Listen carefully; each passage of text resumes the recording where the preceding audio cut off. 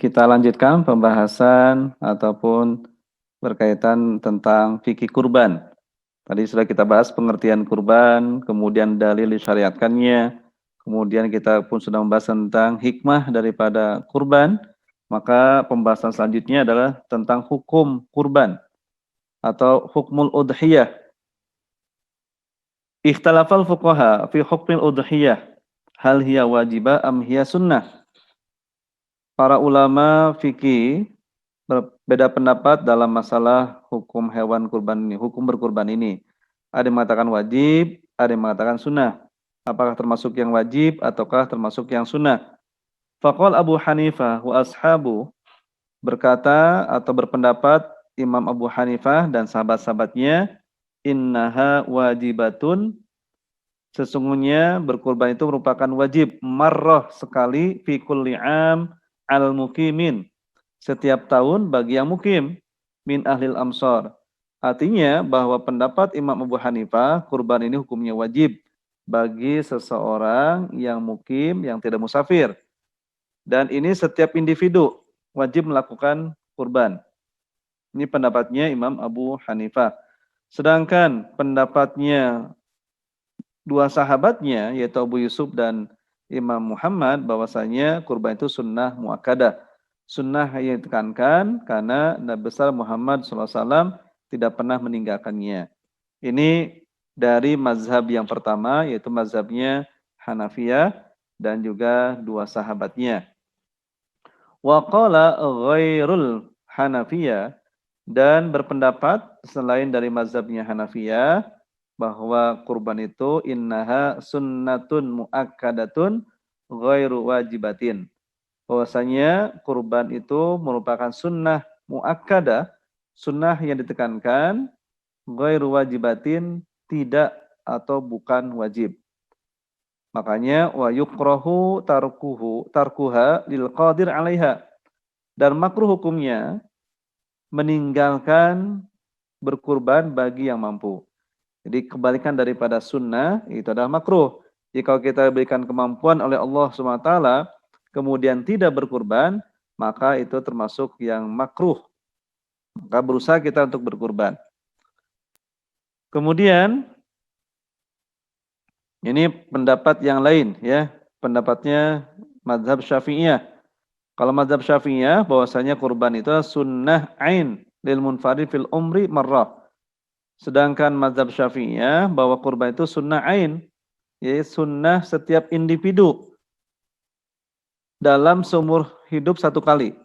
Jadi kalau kita oleh Allah dikasih usia misalkan ya 70 tahun, 80 tahun, atau 90 tahun, atau 100 tahun misalkan ya, maka satu kali saja dilakukan kurban itu termasuk sunnah ain, sunnah setiap individu, setiap orang. Dan sunnah kifayah in ta'addada ahlul bait, dan merupakan sunnah kifayah apabila dalam keluarga kita ada beberapa orang. Fa idza fa'alaha wahid minan ahlil bait kafani jami. Jadi kalau dalam satu keluarga 7 orang dilakukan satu orang, maka yang lain gugur daripada kesunahan. Nah, kesunahan ini bukan berarti menghilangkan kesunahan yang lain, karena ini kifayah. Contoh, dalam fardu itu ada fardu ain, fardu kifayah. Fardu ain seperti sholat zuhur, sholat maghrib, sholat isya. Ini setiap individu wajib melakukannya, sholat 5 waktu. Ada namanya fardu kifayah. Fardu kifayah ini adalah dilakukan oleh salah satu orang saja, yang lainnya gugur daripada kewajiban. Contohnya sholat jenazah.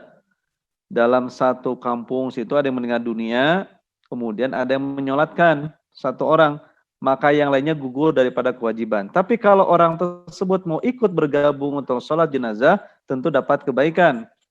Nah, sama juga dengan disebut dengan sunnah kifayah.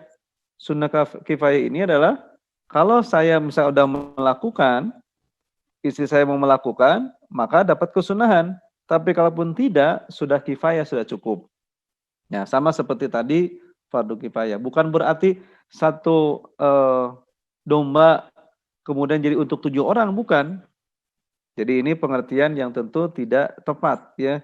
Satu domba untuk 7 orang atau satu keluarga, bukan, ya.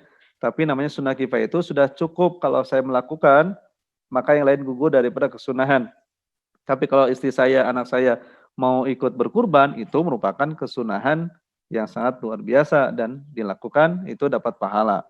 Seperti tadi adalah sholat jenazah. Kalau misalkan tetangga saya melakukan sholat jenazah, saya tidak, nggak jadi masalah. Kalau saya ikut sholat jenazah, dapat pahala.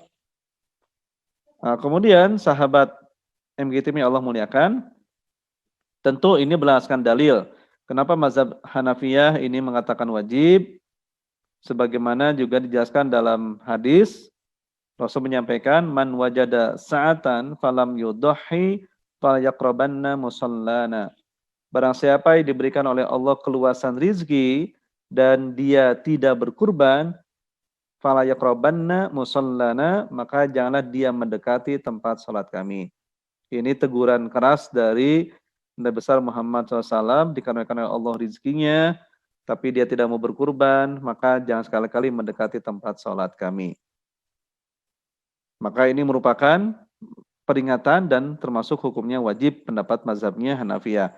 Sedangkan pendapat jumhur ulama, mayoritas ulama, bahwa kurban itu sunnah bagi yang mampu dengan belasan hadis tentu. Ini dari Ummu Salamah. Anna Rasulullah sallallahu alaihi wasallam qala, "Idza ra'aitum hilala dzil hijjah wa arada ahadukum ayyudhhiya falyumsik an sya'rihi wa dhafarihi." Jika kamu sekalian melihat bulan Zulhijjah, nanti masuk 1 Zulhijjah, kamu melihat wa arada ahadukum ayyudhhiya, dan menginginkan sasaran kamu sekalian untuk berkurban, fal yumsik an syarihi wa dzfarihi, maka tahanlah rambutnya dan kukunya.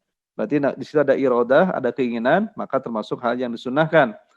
Bahkan dalam hadis yang lain, salasun hunna alayya faraid wa hunna lakum tatawwu.